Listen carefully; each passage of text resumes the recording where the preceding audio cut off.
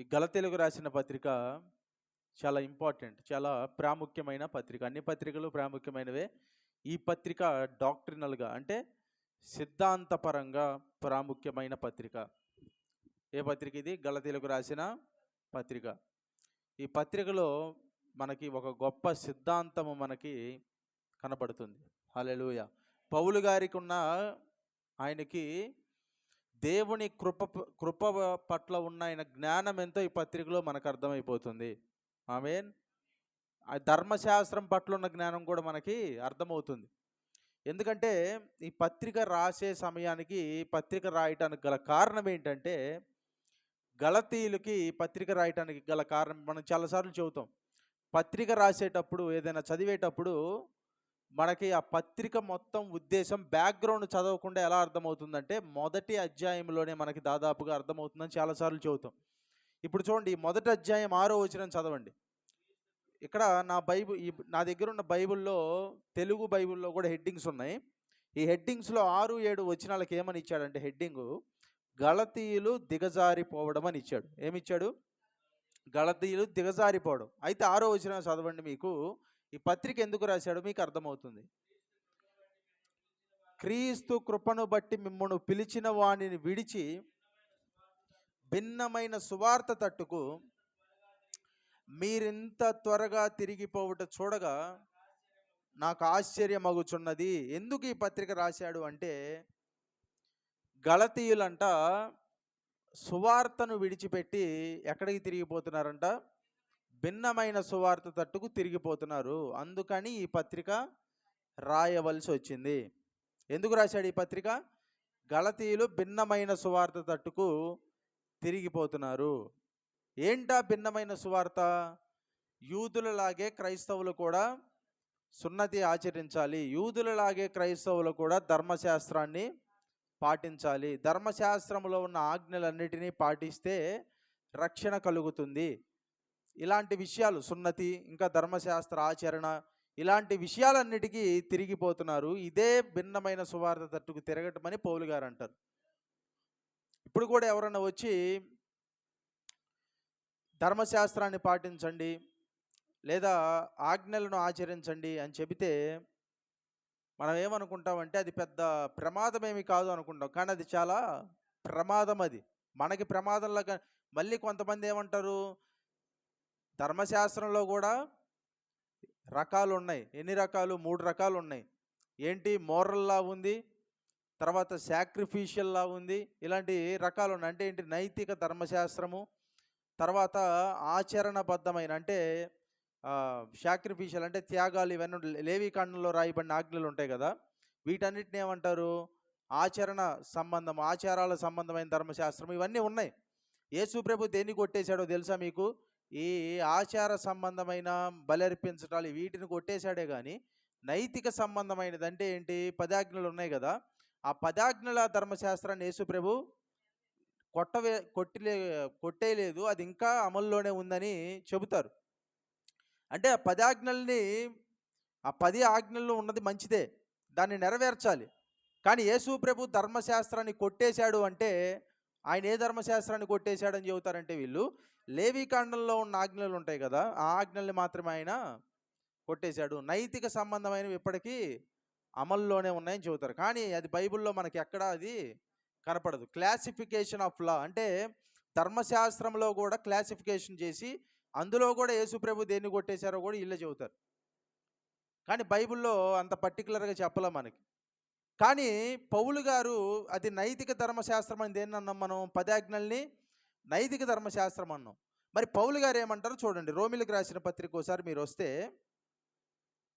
ఒకసారి అందరూ రోమిలకు రాసిన పత్రిక 7వ అధ్యాయానికి రండి. ఇక్కడ రోమిలకు రాసిన పత్రిక 7, 8 అధ్యాయాలు చాలా ప్రాముఖ్యమైనవి మనకి.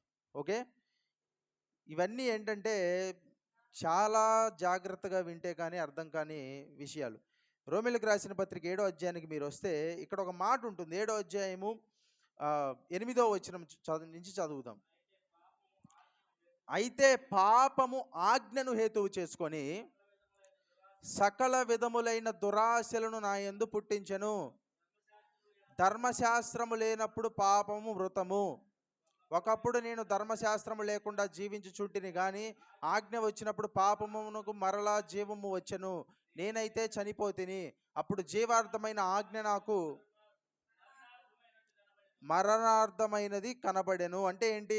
ఆజ్ఞ వచ్చినప్పుడు పాపం వచ్చింది అంటాడు. ఏంటి ఆజ్ఞ? ఇక్కడ వీళ్ళు చెప్పినట్టు లేవీ కాండంలో ఉన్న ఆజ్ఞల గురించి చెప్పట్లా.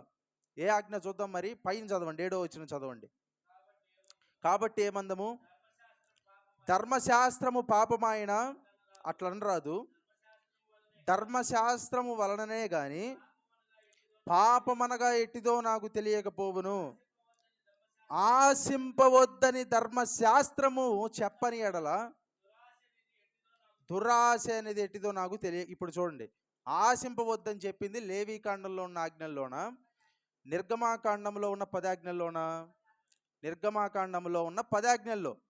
అంటే ఇప్పుడు పౌలు గారు ధర్మశాస్త్రము కొట్టివేయబడింది, ధర్మశాస్త్రము నెరవేర్చబడింది అని చెప్పినప్పుడల్లా ఆయన మెయిన్గా దేన్ని చెప్తున్నాడు చెప్పండి?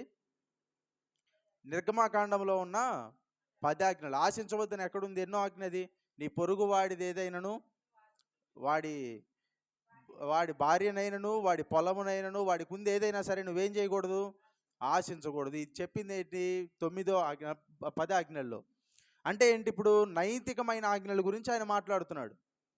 అంటే అది చెప్పకపోతే నాకు తెలియదు, చెప్పింది కాబట్టి తెలిసింది కాబట్టి అది నాలో ఆశ పుట్టించి పాపానికి నన్ను దారి తీస్తుంది. అంటే ధర్మశాస్త్రము పాపం చేయించట్ల. ఆ ఆజ్ఞ ఏదైతే ఉందో ఆ ఆజ్ఞ వలన కలిగిన ఆ యొక్క ఆ ఎర్ర ఉంటే దాన్ని లాగి పాపం చేయిస్తుంది. అంటే ఇక్కడ అంటాడు కింద, అంటే మిస్అండర్స్టాండ్ చేసుకుంటారని జీవార్థమైన ఆజ్ఞ అన్నాడు 10వ వచనంలో. ఇంకేమన్నాడు? 12వ వచనంలో ధర్మశాస్త్రం పరిశుద్ధమైనది అన్నాడు, ఆజ్ఞ పరిశుద్ధమైనది అన్నాడు, అలాగే ఉత్తమమైనది అన్నాడు. ఏంటి? జీవార్థమైందంట, పరిశుద్ధమైందంట, ఉత్తమమైంది కూడా అంట. కానీ 13వ వచనం ఏమంటాడు? ఉత్తమమైనది నాకు మరణకరమాయను. అంటే ధర్మశాస్త్రం మంచిదే, నేను ధర్మశాస్త్రం నన్ను పాపం చేయిస్తుంది అనట్లా. ధర్మశాస్త్రం పరిశుద్ధమైనదే, ధర్మశాస్త్రము జీవార్థమైనదే. కానీ ఆ జీవార్థమైనది, పరిశుద్ధమైనది ఏం చేస్తుంది? నాకు మరణకరమైంది. ఇది 10 ఆజ్ఞల్లో ఉన్న ఒక ఆజ్ఞ. ఇప్పుడు వాళ్ళ ఎవిడెన్స్ అంతా ఇక్కడే పోయింది. ఏంటి? వాళ్ళు ఏదైతే లేవీకాండం ఆజ్ఞలు అంటారో దాన్నే కొట్టేశారంటారో దానికి ఇక్కడ ఒక ఎవిడెన్స్ అనేది, అంటే నైతిక ఆజ్ఞలు ఇంకా అమల్లో ఉన్నాయి అని చెప్పేదానికి. అంటే ఇవన్నీ లేవా? మనం అంటే ఆశించవచ్చా అంటే అది కాదు ఇక్కడ. మళ్ళా ఎందుకు? పైనే చెప్తాడు. పైన ఏం చెప్తాడు చూడండి, 7వ అధ్యాయము 4వ వచనం చదవండి. కావున నా సహోదరులారా, మనము దేవుని కొరకు ఫలము ఫలించినట్లు మృతుల్లో నుండి లేపబడిన క్రీస్తును వేరొకని చేరుటకై మీరును ఆయన శరీరము ద్వారా ధర్మశాస్త్ర విషయమై మృతులైతే. ఇక్కడ చూడండి, ఇక్కడ ఏమంటాడంటే చాలా జాగ్రత్తగా వినండి. ఇది ధర్మశాస్త్రము మంచిదే, ఆశించొద్దని చెప్పింది. కానీ అది నన్ను ఏం చేస్తుంది? చివరికి నేను ఆశించేటట్టు చేస్తుంది, పాపంలో పడేటట్టు చేస్తుంది. కాబట్టి అది కొట్టివేయబడింది. అంటే చాలామంది ఏమనుకుంటారు? ధర్మశాస్త్రం కొట్టివేయబడింది అంటే ఆజ్ఞలు కూడా కొట్టివేయబడ్డాయి. 10 ఆజ్ఞలు మంచివేనా? వినటానికి ఎలా ఉంటాయి చెప్పండి 10 ఆజ్ఞలు? ఇంట్లో బోర్డుకి తగిలించుకుంటాం, ఒక బోర్డు కొనుక్కుంటాం, 10 ఆజ్ఞల బోర్డు కొనుక్కుంటాం, ఇంట్లో బోర్డు పెట్టుకుంటాం, 10 ఆజ్ఞల బోర్డు రోజు చదువుతాం, మంచిగానే ఉంటాయి. కానీ అవి ఏం చేస్తాయి? అవి మీకు ఎటువంటి ప్రయోజనం చేయవు మీకు. ఎందుకంటే మీరు లేచి పొద్దున్నే దేవుణ్ణి చదవరు, మీరు దేవుడి గురించి చదవరు, దొంగిల వద్దు అని చదువుతారు. అంటే పొద్దున్నే మీ మనసు దేంతో నింపబడింది? దొంగతనం చెయ్యకూడదు అనే మైండ్తో నింపబడింది. అంతేగాని దానికి పాజిటివ్ సైడ్ మీకు నింపబడాల. ఇప్పుడు చూడండి, ఇక్కడ ఏం చెప్పాడు? నీ పొరుగు వాని భార్యను నీవు ఆశించకూడదు అన్నాడు. కానీ కొత్త నిబంధనలో నీ పొరుగువాడి భార్యను నీవు ఆశించకూడదని చెప్పలా, నీ భార్యను నీవు ప్రేమించు అని చెప్పాడు. హల్లెలూయా. అంటే డిఫరెన్స్ ఏంటి? ఇప్పుడు నెగిటివ్ సైడు, పాజిటివ్ సైడ్. కొత్త నిబంధనలో భార్యను ప్రేమించు అన్నాడు, పాత నిబంధనలో వేరే వాళ్ళ భార్యను ఆశించొద్దు అన్నాడు. అంటే ఇప్పుడు అర్థం ఏంటి చెప్పండి? భార్యని ప్రేమించేవాడు వేరే వాళ్ళని ఆశిస్తాడా? ఆశించడు. అంటే ఒకని మైండు వేరే వాని భార్య అనే ఆలోచన వైపుకు పోకుండానే ఇంట్లో ఉన్న వాళ్ళని ప్రేమించే వైపు దేవుడు తిప్పుతున్నాడు. హల్లెలూయా. అంటే ఇక్కడ ఏం చేస్తున్నాడు, ఆశించొద్దు అనేది కొట్టివేయబడింది. అట్లని చెప్పి ఆశిస్తాము అని కాదు అది దాని అర్థము. ఆమేన్. ఇక్కడ ఏమంటాడు చూడండి, దేవుని కొరకు ఫలాన్ని ఫలమించినట్లు మృతుల్లో నుండి లేపబడిన క్రీస్తును వేరొకని చేరుటకై. అంటే ఇక్కడ ఏంటంటే ధర్మశాస్త్రము మనకి భర్త. ఎవరు? భర్త. ఎవరు? మొదటి భర్త. క్రీస్తును వేరొకని చేరుటకై అంటే అర్థం ఏంటి? క్రీస్తు అను రెండో భర్తని చేరటానికి మీరు ఆయన శరీరము ద్వారా ధర్మశాస్త్ర విషయమై మృతులైతిరి. అంటే మనం చనిపోయాం కానీ ధర్మశాస్త్రం ఇంకా బతికే ఉంది. అంటే ధర్మశాస్త్రం చనిపోలా, ధర్మశాస్త్ర విషయమై మీరు చనిపోయారు, కానీ ధర్మశాస్త్రం ఎప్పటికీ బతికే ఉంటుంది. దాన్ని ఆశ్రయించాలి అనుకొని దాని దగ్గరికి వెళ్తే ఇంకా దానికి అక్కడే ఉంది అది. అందుకే గలతీలు ఏం చేశారు, దాన్ని ఆశ్రయించాలని దాని దగ్గరికి వెళ్ళారు. ధర్మశాస్త్రము చచ్చిపోలా, ధర్మశాస్త్రానికి మీరు చచ్చిపోయారు. ఇప్పుడు ఏంటి, దాని దగ్గరికి వెళ్తున్నారు అంటే దాని అర్థం ఏంటి అంటే కొత్త భర్తను వదిలిపెట్టి పాత భర్త అయిన ధర్మశాస్త్రం దగ్గరికి వెళ్ళటము దాని ఉద్దేశం. అందుకే ఓ అవివేకీలైన గలతీయులారా, అంత పెద్ద పాపం అది. ఏంటిది? ధర్మశాస్త్రాన్ని ఆశ్రయించటము పెద్ద పాపము. హల్లెలూయా. కానీ ఇలాగ చెబితే మనకేంటంటే మనకి చాలా తప్పుగా అర్థం చేసుకుంటారు చాలామంది. కానీ దీని బెటర్ సైడ్ చూడరు. ఏమంటాడు చూడండి, ఏలయనగా ఏమన్నాడు, మనము దేవుని కొరకు ఫలము ఫలించినట్లు అన్నాడు కదా 4వ వచనంలో. అంటే ఏంటి? ధర్మశాస్త్ర విషయమై మృతులైతేనే మీరు దేవుని కొరకు ఫలాన్ని ఫలిస్తారు. అంటే దేవుని కొరకు ఫలం ఫలించడం అంటే ఏంటి? 10 ఆజ్ఞలు పొద్దున్నే చదివి వాటిని తూచా తప్పకుండా పాటించాలా? అది కాదు. దేవుని కొరకు ఫలాన్ని ఫలించడం అంటే ఏంటంటే ధర్మశాస్త్ర విషయంలో చచ్చిపోయి క్రీస్తు దగ్గరికి రావాలి. ఆమేన్. హల్లెలూయా. మీరు ధర్మశాస్త్ర విషయం చచ్చిపోయారు, మీకు ధర్మశాస్త్రం లేదు అంటే అక్కడితో అయిపోలా. ఇప్పుడు చూడండి, పాత భర్త చచ్చిపోయాడు అంటే ఇంక ఇష్టం వచ్చినట్టు తిరుగుతారని కాదు. కొత్త భర్త దగ్గరికి మీరు వచ్చారు, కొత్త భర్తకి అనుసంధానంగా మీరు నడుస్తారు. హల్లెలూయా. అంటే కొత్త భర్త ఎవరు ఇప్పుడు మనకి? క్రీస్తును వేరొకని చేరుటకై. అంటే అక్కడున్న దానికన్నా ఇక్కడున్నది మరింత ప్రొఫౌండ్, మరింత గొప్పదని మనం అర్థం చేసుకోవాలి. హల్లెలూయా.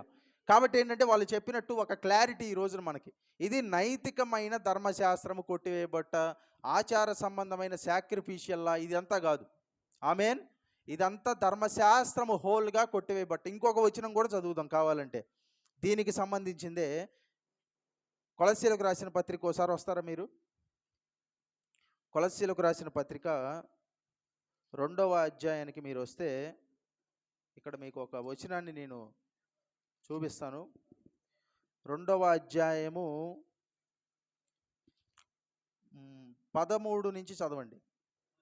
మరియు అపరాధముల వలనను శరీరమందు సున్నతి పొందక ఉండుట వలనను మీరు మృతులై ఉండగా దేవుడు వ్రాతపూర్వకమైన ఆజ్ఞల వలన మన మీద రుణముగాను మనకు విరోధముగా నుండిన పత్రమును మేకులతో సిలువకు కొట్టి దాని మీద చేవ్రాతను తుడిచివేసి మనకు అడ్డము లేకుండా దానిని ఎత్తివేసి మన అపరాధములన్నిటినీ క్షమించి ఆయనతో కూడా మిమ్మల్ని జీవింపచేసాను. హల్లెలూయా. ఇప్పుడు చూడండి, ఇప్పుడు మరలా ఈ వచనాన్ని చిన్నగా చదువుతాను చూడండి. ఇప్పుడు అపరాధము వలన శరీరమందు సున్నతి పొందుకై ఉండుట వలన మీరు మృతులై ఉండగా, ఇక్కడ ఇంపార్టెంట్, దేవుడు వ్రాతపూర్వకమైన ఆజ్ఞల వలన మనకు విరోధముగాను రుణముగాను మనకు విరోధముగా నుండిన పత్రమును. ఇప్పుడు చూడండి, దేవుని వ్రాతపూర్వకమైన ఆజ్ఞ ఏది? దేవుని వ్రాతపూర్వకమైన ఆజ్ఞ లేవీకాండం అంతా దేవుడు రాసిచ్చాడా? రాసివ్వలా. మరి దేవుడి వ్రాతపూర్వకమైన ఆజ్ఞ ఏది? ఇక్కడ బైబిల్లో 10 ఆజ్ఞలు. ఇప్పుడు ఆ 10 ఆజ్ఞలను ఏం చేశాడో చదువుదాం. చాలా మంది చెప్తుంది, నేను చాలా మంది చెప్పడం విన్నా ఇది.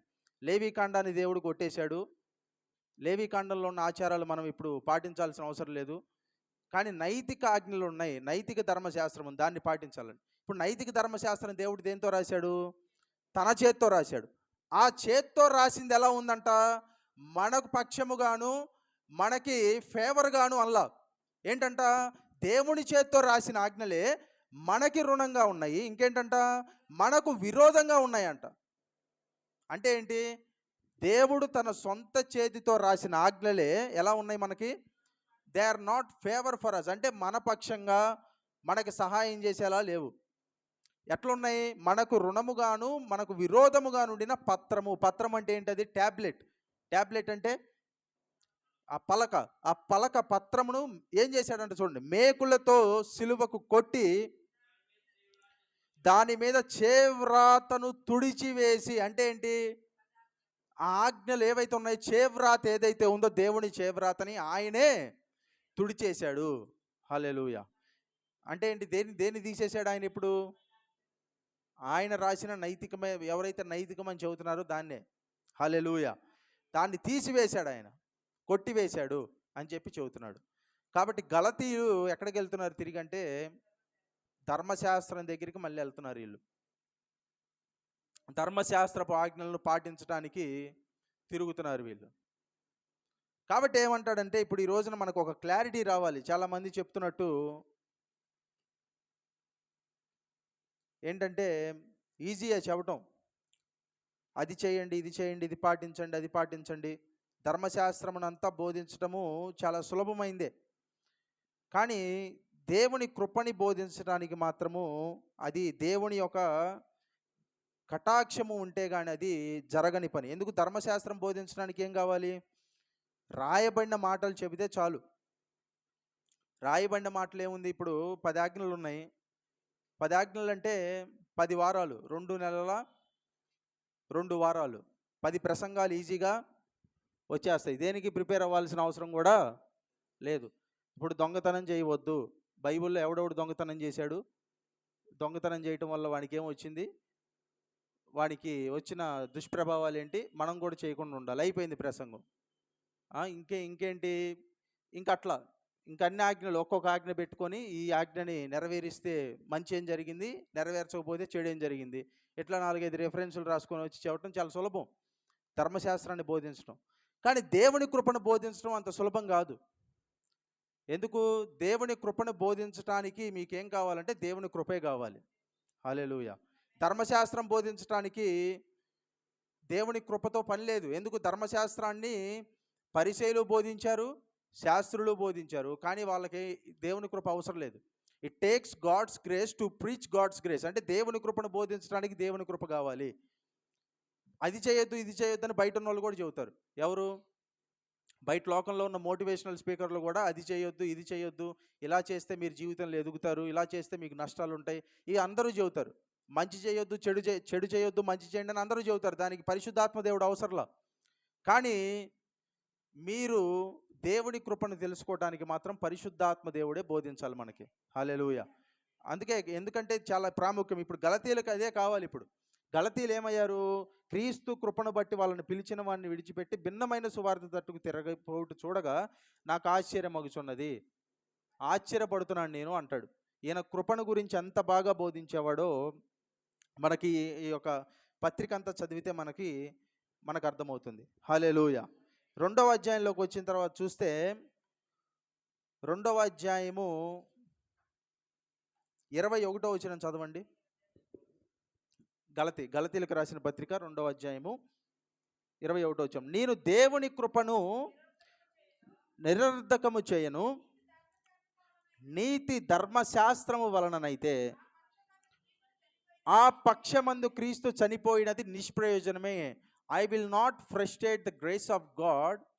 If righteousness cometh by the law, then Christ died in vain. అంటే నేను దేవుని కృపను నిరర్ధకం చేయను. చాలామంది ఏం చెబుతారంటే, నేను ఇంకోటి విన్నది బాగా ఎక్కువగా, మనం ఎంత పాపం చేస్తే అంత కృపని మనము నిరర్ధకం చేస్తున్నాము అని చెప్పి చెబుతారు. కానీ ఈ కాంటెక్స్ట్లో దాని అర్థం ఏంటో తెలుసా? ఈ దేవుని కృపను నిరర్ధకం అంటే పాపము చేయటము అని కాదు ఇక్కడ. పాపము చేస్తే దాని వలన వచ్చే దుష్ప్రభావాలు కూడా ఉన్నాయి. పాపం చేస్తే కుటుంబాలు నాశనం అయిపోతాయి. పాపం వలన సమాధానం పోతుంది. పాపం వలన మనుషులు ప్రశాంతంగా బతకలేరు. ఎంత వద్దనుకున్నా కానీ పాపం చేసిన వాడి మనసులో ప్రశాంతత ఉండదు, దేవుడి దగ్గరకు ఉన్నాననే ఫీలింగ్ ఉండదు. పాపం చేయటం మంచిది కాదు. పాపం చేయటం మన శరీరానికి, మనసుకు, దేవునితో మనం కలిగి ఉండే సహవాసానికి, అంటే సహవాసం పోదు, కానీ ఆ పాపం మనల్ని ఏం చేస్తుందంటే దేవునికి దూరంగా ఉన్నట్టు ఫీలింగ్, మనకు ఆ యొక్క అనుభవాన్ని క్రియేట్ చేస్తుంది. కాబట్టి పాపం వల్ల వచ్చే దుష్ప్రభావాలు ఇప్పటికీ ఉన్నాయి. కానీ దేవుని కృపను నిరర్ధకం చేయటం అంటే పాపం చేయటం కాదు. ఏంటి దేవుని కృపను నిరర్ధకం చేయటం? నేను దేవుని కృపను నిరర్ధకము చేయను. జాగ్రత్తగా వినండి. నీతి ధర్మశాస్త్రము వలన అయితే ఆ పక్షమందు క్రీస్తు చనిపోయినది నిష్ప్రయోజనమే. అంటే దేవుని కృపను ఎట్లా నిరర్ధకం చేస్తారు తెలుసా ప్రజలు? ధర్మశాస్త్రాన్ని నీతి కొరకు ఆశ్రయిస్తారో ఎవరైతే, ఇప్పుడు వాళ్ళు ఏం చేస్తున్నారంట? దేవుని కృపని నిరర్ధకం చేస్తున్నారు. పాపం చేసేవాడు దేవుని కృపను నిరర్ధకం చేయట్లా. ఎవడైతే నాకు నీతిని సంపాదించాలి అని ధర్మశాస్త్రం వైపు వెళ్తాడో వాడు దేవుని కృపని నిరర్ధకం చేస్తున్నట్టు. దేవుని కృపని ఆ సమయంలో మనం ధర్మశాస్త్రాన్ని ఆశ్రయించే సమయంలో నిరర్ధకం చేస్తున్నట్టు. కాబట్టి ఇంకేంటంటే 3వ అధ్యాయంకి వచ్చేసరికి ఇంకా చాలా విషయాలు. అవివేకీలైన గలతీయులారా అంటాడు. ఇంకా మీరు అబ్రహాము ఆశీర్వాదం గురించి మాట్లాడతాడు. అబ్రహాము ధర్మశాస్త్రం వల్ల ఆశీర్వదించబడలేదు కానీ విశ్వాసం వల్ల ఆశీర్వదించబడ్డాడు. అబ్రహాము కుమారులు విశ్వాస సంబంధులు అంటాడు. అబ్రహాము ఆశీర్వచనము ధర్మశాస్త్రం వల్ల కలిగిన వాళ్ళకి కాదు కానీ విశ్వాసం వల్ల అబ్రహాము కుమారులైన వారికి ధర్మశాస్త్ర ఆశీర్వచనం ఉందంటాడు. అలాగే ఇంకా మనం చూస్తే కిందకు వచ్చేసరికి లేఖనం ఏం చేసిందంటే అందరినీ పాపంలో బంధించింది అంటాడు. ఇంకా చూస్తే 17వ వచనం చదవండి. నేను చెప్పినది ఏమనగా 430 సంవత్సరములైన తర్వాత వచ్చిన ధర్మశాస్త్రము వాగ్దానము నిరర్ధకము చేయనంతగా పూర్వమందు దేవుని చేత స్థిరపరచబడిన. ఏంటి పూర్వమందు దేవుని చేత ఏర్పాటు చేయబడిన నిబంధన ఏంటిది? అది ధర్మశాస్త్రం కన్నా ముందు వాళ్ళు ఏ కాలంలో ఉన్నారు చెప్పండి? ఆ యొక్క వాగ్దాన కాలం. ఏంటి? అబ్రహాముకి ఇచ్చిన వాగ్దానము నెరవేర్చే కాలం అది. హల్లెలూయా. అంటే వాళ్ళు ఒక మాటలో చెప్పాలంటే వాళ్ళు ఎక్కడున్నారు? కృపలోనే ఉన్నారు వాళ్ళు కూడా మనలాగే. అబ్రహాం ఏ కాలంలో ఉన్నాడు? ధర్మశాస్త్రంలో అబ్రహాము లేడు. యోసేపు ధర్మశాస్త్ర కాలంలో లేడు. యోసేపుకి ధర్మశాస్త్రం లేదు కానీ యోసేపు పాపం నుంచి పారిపోయాడు. యోసేపుకి ఎవరన్నా రాసిచ్చారా 10 ఆజ్ఞలు? వాళ్ళ నాన్న రాసిచ్చాడా? యాకోబు రాసిచ్చాడా? రాసివ్వలా. మరి ఎట్లొచ్చింది యోసేపుకి పారిపోవాలన్న జ్ఞానము? ఎట్లొచ్చింది అంటే మనము పాపం నుండి జయించడానికి మనకు ధర్మశాస్త్రం అనేది నిజం చెప్పాలంటే అవసరం లేదు. మనం పాపాన్ని జయించడానికి మనకు కావాల్సింది ఏంటంటే దేవుడు కావాలి, దేవుని కృప కావాలి. హల్లెలూయా.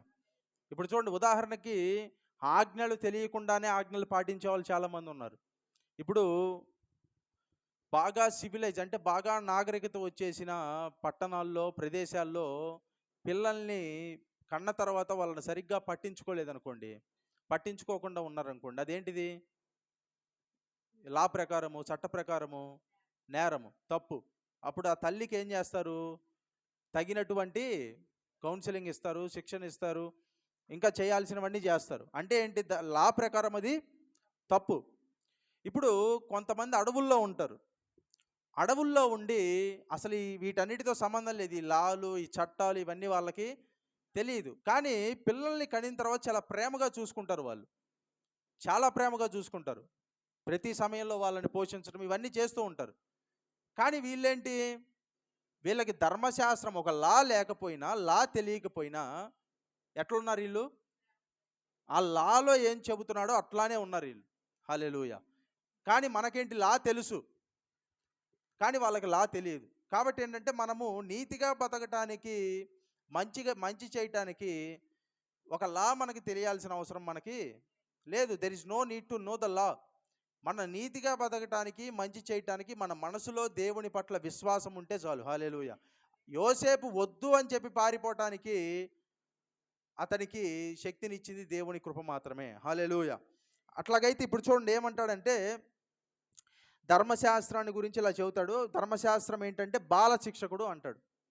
ఏంటంటే ధర్మశాస్త్రము బాల శిక్షకుడు అంటాడు. బాల శిక్షకుడు అంటే చిన్నప్పుడు మనకి ట్యూటరింగ్ చేసే వ్యక్తి, ట్యూటర్ చేస్తారు. కానీ పెద్ద అయిన తర్వాత వాళ్ళతో మనకి అవసరం లేదు. చిన్నప్పుడు ఎల్కేజీలో పాఠాలు చెప్పిన టీచర్ని తీసుకొని వచ్చి పీజీకి వెళ్ళిన తర్వాత కూడా అతనే నాకు పాఠాలు చెప్పాలంటే ఎలా ఉంటుంది చెప్పండి? అది సబబు కాదు కదా. అంటే అతను ఆ స్థాయిలో మనకి చెప్పలేడు.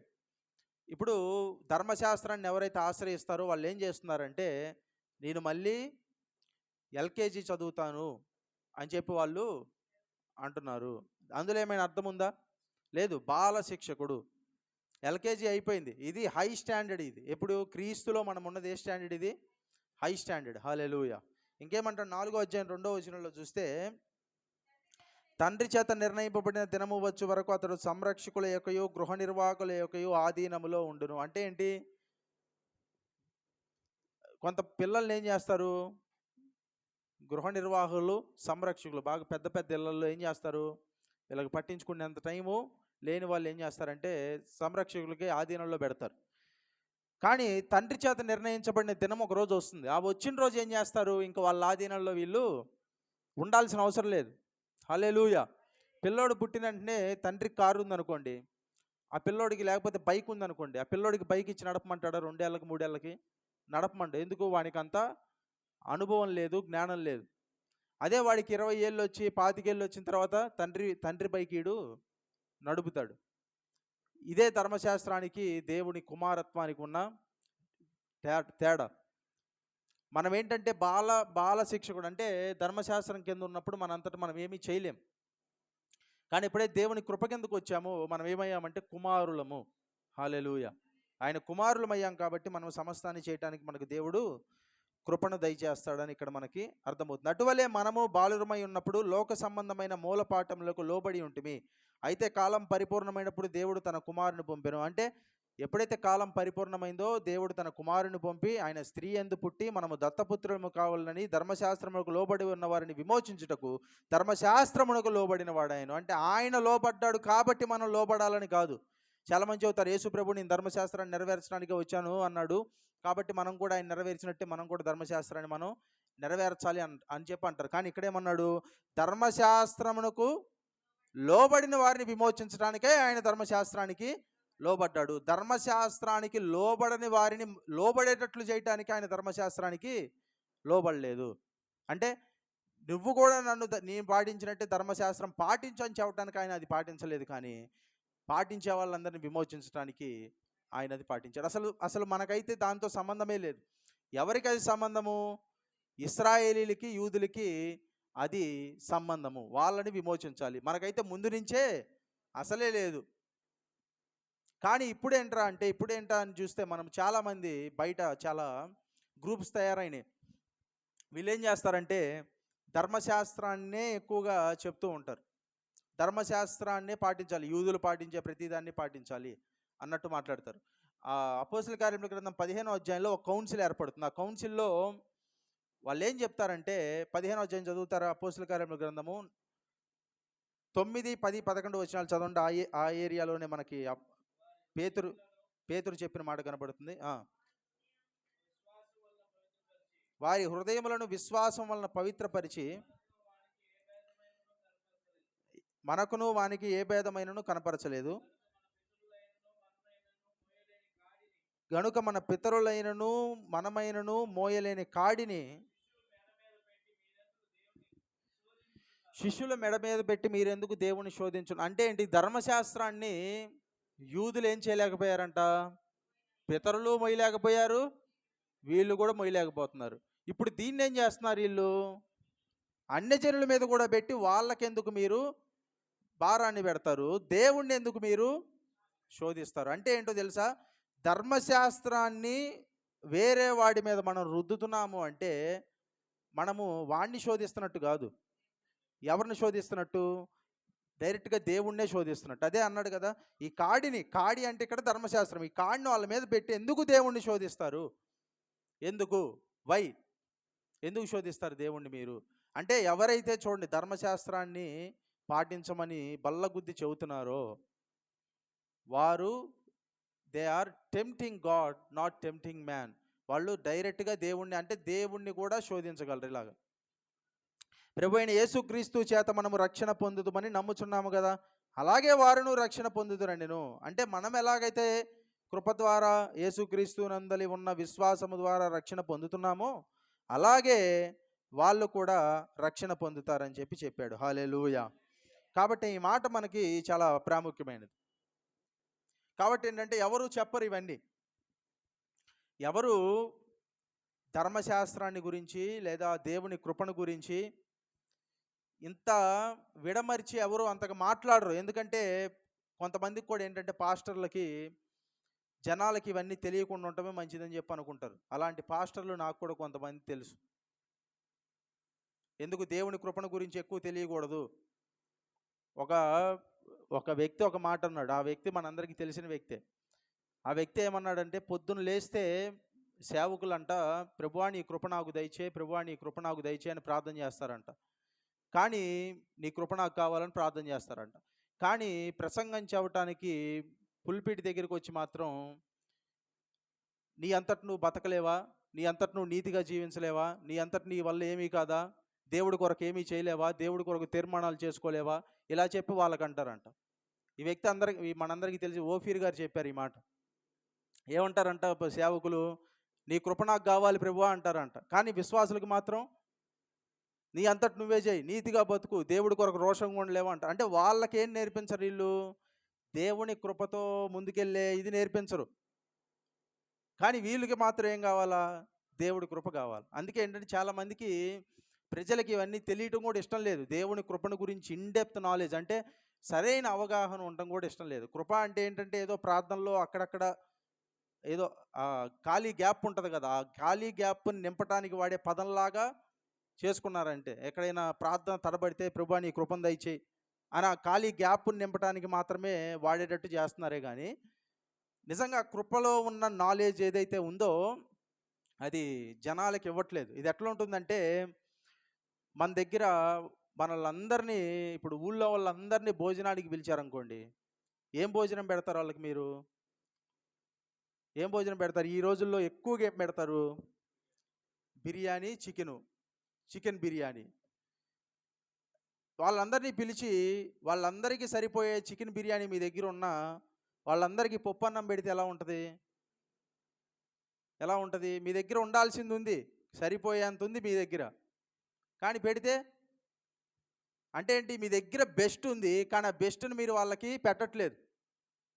అలాగే సేవకులకు అందరికీ తెలుసు, కానీ వీళ్ళు ఏం చేస్తున్నారు? వడ్డించట్లేదు, ఇవ్వట్లేదు, పాలే పడుతున్నారు ఇంకా. అంటే ఏంటి? చాలామందికి ఇది చెప్పటం అంత ప్రాముఖ్యం కాదు అన్నట్టు ఉన్నారు, కానీ ఇది చాలా ప్రాముఖ్యము. హల్లెలూయా. కాబట్టి ఏంటంటే చివరిగా చూస్తే ఈ 4వ అధ్యాయంలో చాలా విషయాలు మనకి కనపడతాయి. 4వ అధ్యాయం 21వ వచనం నుంచి చదివితే మనకి ఇక్కడ ఇద్దరు స్త్రీలు కనపడతారు. ఈ ఇద్దరు స్త్రీల గురించి ఒక మాట చదివి మనం ముగించుకుందాం. ధర్మశాస్త్రమునకు 4:21 ధర్మశాస్త్రమునకు లోబడి ఉండ గోరువారులారా, మీరు ధర్మశాస్త్రం వినుటలేదా? చూడండి, ఎవరైతే ధర్మశాస్త్రాన్ని అంటే మనకంత ఆలోచించేంత కూడా లేదు మనకి. నిజం చెప్పాలంటే మన ఎవ్వరికి ధర్మశాస్త్రానికి లోబడాలా, దేవుని కృపకు లోబడాలా, ఇవన్నీ ఎవరైనా ఆలోచిస్తారా? ఎవరు ఆలోచించరు. యేసుప్రభు దగ్గరికి వచ్చాం, ఆదివారం బైబిల్ పట్టుకొని వచ్చాం, కూర్చున్నాం, ప్రార్థన చేస్తాం, వెళ్ళిపోతాం. ఇదే మనకి ఇంత ఆలోచించేంత కూడా మనకి లేదు. మనకి అసలు ధర్మశాస్త్రం ఏంది, దేవుని కృప, ఇవన్నీ మనకి ఎందుకు? యేసుప్రభు వెళ్తాం, ప్రార్థన చేస్తాం, ఆశీర్వాదం గురించి 4 మాట్లాడుగుతాం, వచ్చేస్తాం, ఇంతే. కానీ కొంతమందికి ఇన్డెప్త్గా ఆలోచిస్తారు. వాళ్ళకేంటంటే ఇట్లా మాట్లాడుతున్నాడు, ధర్మశాస్త్రాన్ని లోబడే ఉండాలి అనుకుండే వాళ్ళారా, దాసి వలన ఒకడు పుట్టాడంట, స్వతంత్రాలి వలన ఇంకొకడు జన్మించాడు, 2 కుమారులు అబ్రహాముకు ఉన్నారు. దాసి వలన వచ్చింది ఎవరు? హాగరు కుమారుడు. స్వతంత్రాలి వలన ఎవరు? ఇస్సాకు. దాసి వలన వచ్చిన కుమారుడిని ఏమన్నాడు? శరీర ప్రకారం అన్నాడు. శరీర ప్రకారం అంటే అబ్రహాము శరీరం వల్ల వచ్చింది, వాగ్దానం వల్ల వచ్చింది కాదు. ఇస్సాకు వాగ్దానం వల్ల వచ్చిన కుమారుడు. ఇప్పుడు శరీర ప్రకారం అంటే శరీర ప్రకారమైనవి చాలా తొందరగా వస్తాయి. చూడండి, ఎప్పుడైనా ఒకటి గుర్తుపెట్టుకోండి, ఆత్మ సంబంధమైనవి చాలా చిన్నగా మేనిఫెస్ట్ అవుతాయి, శరీర ప్రకారమైనవి వెంటనే జరుగుతాయి. ఇప్పుడు చూడండి, దేవుడు వాగ్దానం చేశాడు. వాగ్దానం చేసిన తర్వాత ఎన్నేళ్ళు ఎదురు చూశాడు చెప్పండి? 11 ఏళ్ళు ఎదురు చూశాడు అబ్రహాము. 75వ సంవత్సరంలో కదా వాగ్దానం చేసింది. ఇష్మాయేల్ ఎప్పుడు పుట్టాడు? 86వ సంవత్సరంలో. అంటే ఎన్నేళ్ళు ఎదురు చూశాడు వాగ్దానం కోసం? 11 సంవత్సరాలు ఎదురు చూశాడు అప్పటికే. కానీ అప్పటికీ లేకపోయేసరికి ఏం చేశాడు? ఇంకేం శరీరం వల్ల కనాలని చెప్పి వెళ్ళి హాగరుతో ఇష్మాయేల్ని కన్నాడు, వెంటనే వచ్చేసాడు. ఎట్లాగంటే చాలా శరీర ప్రకారమైనవి చాలా తొందరగా జరిగిపోతాయి, ఆత్మ ప్రకారమైనవి చాలా జరగనట్టే ఉంటాయి, కానీ దాని వెనక బ్యాక్గ్రౌండ్ వరకు చాలా జరుగుతూనే ఉంటుంది, అది మన కంటికి కనిపించదు. హల్లెలూయా. అదే దేవుడు చెబుతున్నాడు ఇప్పుడు. ఇప్పుడు 2 నిమిషాల్లో చేసుకుంటే మ్యాగీ ఉంది, గంట 2 గంటలు చేసుకుంటే బిర్యానీ ఉంది. ఏది ఆస్వాదిస్తూ తింటారు చెప్పండి? మ్యాగీ ఆస్వాదిస్తూ తింటారా? బిర్యానీ ఆస్వాదిస్తూ తింటారా? బిర్యానీ కదా ఆస్వాదిస్తూ తినేది. ఇది 2 నిమిషాల్లో అయిపోతుంది, కానీ ఇది 2 గంటలు పడుతుంది. అవేసి ఇవేసి ఇంకా నానా రకాలైన మసాలాలు, ఆకులు, దినుసులు ఇవన్నీ వేసి బాగా చేసి తింటే అస్సలు చాలా బాగుంటుంది. అలాగే ఇప్పుడు చూడండి, శరీర ప్రకారమైనవి తొందరగా వస్తాయి, ఆత్మ ప్రకారమైనవి నిదానంగా నిదానంగా కింద జరిగే పని అంతా జరుగుతుంది. హల్లెలూయా. ఇప్పుడు చూడండి, ఇప్పుడు ఒక చెట్టు ఉంటే ఆ చెట్టును మీరు నాటితే అది వెంటనే ఎదిగిపోవచ్చు పైకి, కింద వేళ్ళు సరిగ్గా లేకుండా. గట్టి గాలివాన వస్తే ఏమవుతుంది? వేళ్ళు సరిగ్గా లేకపోతే పడిపోతుంది. ఇప్పుడు ఆత్మ ప్రకారమైంది ఉంది, ఒక మొక్క మీరు నాటారు, పైకి అది ఎదగట్ల, కింద అటోడు పోతుంది, ఇటోడు పోతుంది, కింద అంతా అడు తిరిగి ఇడు తిరిగి మెలేసుకొని రూట్ అంతా వేరంతా బలంగా స్థాపించబడుతుంది. పైకి కనపడిద్దా మీకు వేర్లు? కనపడవు. కానీ పైకి ఏంటి చిన్నగా ఎదుగుతుంది, కానీ కింద వేర్లు ఏంటంటే పట్టేసింది. ఇక గాలి తుఫాను కాదు కదా, ఇంకా దానికి మించి ఏదొచ్చినా సరే అది పడదు అన్నంత స్ట్రాంగ్ అయిన తర్వాత అప్పుడు మొదలుపెట్టింది ఎదగటం. కానీ ఒక చెట్టు ఏమో వెంటనే ఎదిగింది. ఇప్పుడు గాలివాన వస్తే, తుఫాను వస్తే ఏ చెట్టు నిలబడిద్ది చెప్పండి? వేర్లు బాగా పాతుకుపోయిన చెట్టు నిలబడిద్ది. అలాగే ఆత్మ సంబంధమైనవి చిన్నంగా జరుగుతున్నాయంటే దాని అర్థం ఏంటంటే, దాని వెనక మనకు కనపడని ఒక బలమైన పునాది ఏర్పడుతుంది. హల్లెలూయా. ఆ బలమైన పునాది మనకు కనపడదు. మనకేంట్రా అంటే అన్నీ తొందరగా రావాలి, అన్నీ ఫాస్ట్గా జరిగిపోవాలి. ఈ రోజుల్లో అన్నీ ఇన్స్టాంట్గా, కాబట్టి అన్నీ ఇన్స్టాంట్గా మనకి జరగాలి. ఇన్స్టాంట్ కాఫీ, లేకపోతే ఫోన్లో ఆర్డర్ పెడితే వెంటనే 5 నిమిషాల్లో వచ్చేసే పిజ్జా, బర్గర్, లేకపోతే ఇంకా నానా రకాలైన ఫుడ్డు 5 నిమిషాల్లో వచ్చేస్తాయి, చేసుకోవాల్సిన పని కూడా ఉండదు. ఇలాగ అన్నీ మనకు ఇన్స్టాంట్గా అయిపోవాలి, కానీ వాటి వల్ల వచ్చే ప్రయోజనం ఏమీ లేదు. దేవుడు ఏం కోరుకుంటాడంటే నిదానంగానే జరగనివ్వండి, కానీ అది ఎవడు పడద్రోయజాలనంత బలంగా జరుగుతుంది. ఆమేన్. హల్లెలూయా. మనుషులు కూడా నిదానంగానే ఉండాలి. నిదానం అంటే మరీ నిదానం కాదు. ఎట్లా? ఇప్పుడు చూడండి, నిదానంగా జరిగితే మనిషి గుర్తుపెట్టుకునే అవకాశాలు ఎక్కువ ఉంటాయి, త్వరగా అయిపోతే గుర్తుపెట్టుకోలేడు. హల్లెలూయా. ఏదైనా సరే, అది ఇప్పుడు ఏదైనా ఒక వాయిద్యం నేర్చుకునేటప్పుడు కూడా, ఇప్పుడు వాయిద్యం నేర్చుకోవడంలో మనకి 100 రకాలైన అప్రోచెస్ ఉంటాయి. ఒక 10 ఫార్ములాలు ఉన్నాయనుకోండి, ఆ 10 ఫార్ములాలు హార్మోనియం మీద ప్లే చేయాలంటే ఆ 10 ఫార్ములాలని నువ్వు 10 రోజుల్లో నేర్చుకోవచ్చు. కానీ ఫ్యూచర్లో ఏంటి, 4-5 నెలల తర్వాత నువ్వు మర్చిపోతావు మొత్తం. కానీ ఆ 10 ఫార్ములాలని నువ్వు 2-3 నెలలు నేర్చుకున్నావు అనుకో, నీ జీవితం మొత్తం మర్చిపోవు దాన్ని. అంటే ఏంటి? ఒక వ్యక్తి అంటాడు, slowly is the fastest way to get where you want. అంటే నిదానమే నువ్వు ఎక్కడికి వెళ్ళాలో అది నిన్ను త్వరగా తీసుకొని వెళ్ళే పద్ధతి. హల్లెలూయా. త్వరగా వెళ్ళే పద్ధతి నువ్వు తీసుకుంటే త్వరగానే వెళ్తావు. ఎంత త్వరగా వెళ్ళావో అంత త్వరగా పడిపోతావు. కానీ నిదానంగా వెళ్తే అది నువ్వేం చేస్తావంటే దేవుడు నీకు అది స్థిరపరుస్తాడు. హల్లెలూయా. కాబట్టి నిదానంగానే జరగనివ్వండి, హర్రీ అవసరం లేదు. మనం ఏంటంటే చీతాలాగా పరిగెత్తడానికి దేవుడు మనల్ని సృజించాల. చీత ఫాస్ట్గా పరిగెడుతుంది కదా జంతువులన్నిట్లో, కానీ క్యామెల్ ఒంటి ఉంటుంది కదా, ఒంటి ఎలా ఉంటుంది? ఒకే పేస్లో నడుస్తుంది. ఒకే పేస్లో అంటే ఒకే మాదిరిగా, అంటే అటు ఎక్కువ పోదు, ఇటు తక్కువ పోదు, నడుస్తూనే ఉంటుంది. రోజుకి 40-50 కిలోమీటర్లు నడిచిద్ది.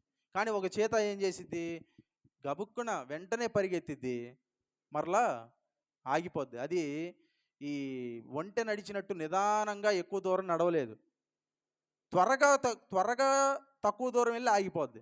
కానీ ఒంటె నిదానంగానే వెళ్ళిద్ది, ఏ పేస్లో వెళ్తుందో ఆ పేస్లో వెళ్ళిద్ది, కానీ గమ్యస్థానం మాత్రం చేరుకుంటుంది. హల్లెలూయా. కాబట్టి రెస్ట్ ఉంటుంది, వర్క్ ఉంటుంది. కాబట్టి ఏమంటాడంటే ఇక్కడ, శరీరం వల్ల పుట్టాడు, ఇంకొకళ్ళేమో స్వాతంత్రురాలి కుమారులు. ఈ సంగతులు అలంకార రూపంగా చెప్పబడ్డాయి. ఈ స్త్రీలు 2 నిబంధనలై ఉన్నారు, ఒకటి సీనాయి కొండ, 2 సియోను కొండ.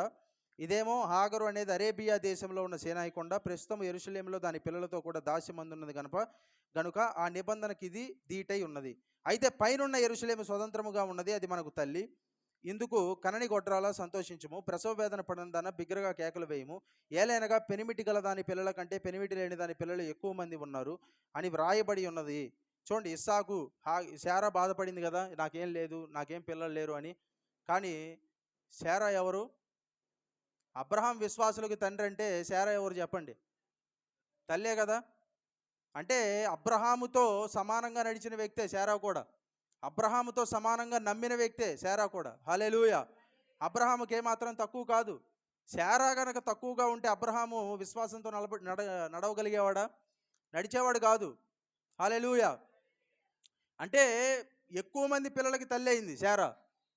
ఇష్మాయేలు తొందరగా వచ్చాడు కానీ ప్రయోజనం లేదు. కానీ ఇస్సాకు నిదానంగా వచ్చాడు. ఇస్సాకు వలన యాకోబు వచ్చాడు. యాకోబు వలన చాలామంది కుమారులు, 12 మంది కుమారులు వచ్చారు. ఆ 12 మంది కుమారులు గోత్రాలుగా మారిపోయారు. ఆ గోత్రాలలో లక్షల మంది జనాంగం అయ్యారు. హల్లెలూయా. అంటే ఏంటి? నిదానంగానే పని జరగనివ్వండి. ఇప్పుడు మనం ఈ జీవిత కాలంలో మనం దాని ఫలాన్ని చూడకపోవచ్చు, కానీ మన తర్వాత ఆ ఫలాన్ని వేల మంది చెప్పుకుంటారు. ఆమేన్. హల్లెలూయా. కాబట్టి ఏంటంటే మనకి త్వరగా అన్నీ చూసేయాలి అన్నంత ఆతృత కూడా అవసరం లేదు. మనకి త్వరగా జరిగిపోవాలి, త్వరగా చూసేయాలి, నేనే చూడాలి, నా తరంలోనే ఇవన్నీ అవసరం లేదు. మన తరంలో ఒకే ఒక్క విత్తనం అలా వేసి వెళ్ళిన అదే వచ్చే తరాలకు లక్షలకు వేలుగా మారిపోతుంది. హల్లెలూయా. కాబట్టి ఈ రకంగా మారి ఇస్సాకు వలన పుట్టిన వాళ్ళు కుమారులై ఉన్నాము. అప్పుడు శరీరమును బట్టి పుట్టినవాడు ఆత్మను బట్టి పుట్టిన వాడిని ఎలాగూ హింస పెట్టినో ఇప్పుడు అలాగే జరుగుతున్నది. ఇప్పుడు కూడా అలాగే జరుగుతుందంటే అర్థం ఏంటి చెప్పండి? శరీరాన్ని పుట్టిన వాళ్ళు అంటే ఎవరు? ఇక్కడ అసలు దేని గురించి కంపారిజన్? గలతీ పత్రికలో శరీరాన్ని పుట్టిన వాళ్ళు అంటే ధర్మశాస్త్రాన్ని బట్టి, ఆత్మను బట్టి, వాగ్దానాన్ని పుట్టిన వాళ్ళు అంటే అబ్రహాము విశ్వాసం వాగ్దానం వలన మనము. అప్పుడు ఎలాగైతే ఇష్మాయేల్ ఏం చేశాడంట? ఇస్సాకుని హింసించేవాడంట. అంటే ఇష్మాయేలు పిల్లోడే, ఇస్సాకు పిల్లోడే. ఇస్సాకు 2-3 ఏళ్ళు ఉన్నాయనుకోండి, ఇష్మాయేల్కి 15-16 ఏళ్ళు ఉంటాయి. గిల్లేవాడంట వెళ్ళి ప్రతిసారి. అంటే చిన్నపిల్లల్ని ఏడిపియటం ఇట్లా చేసేవాడంట. గిల్లటము, రక్కటము, ఇబ్బందులు పెట్టడము, పిల్లోడిని హేళన చేయటం, ఇలా చేస్తే ఈ శారా ఏమంది?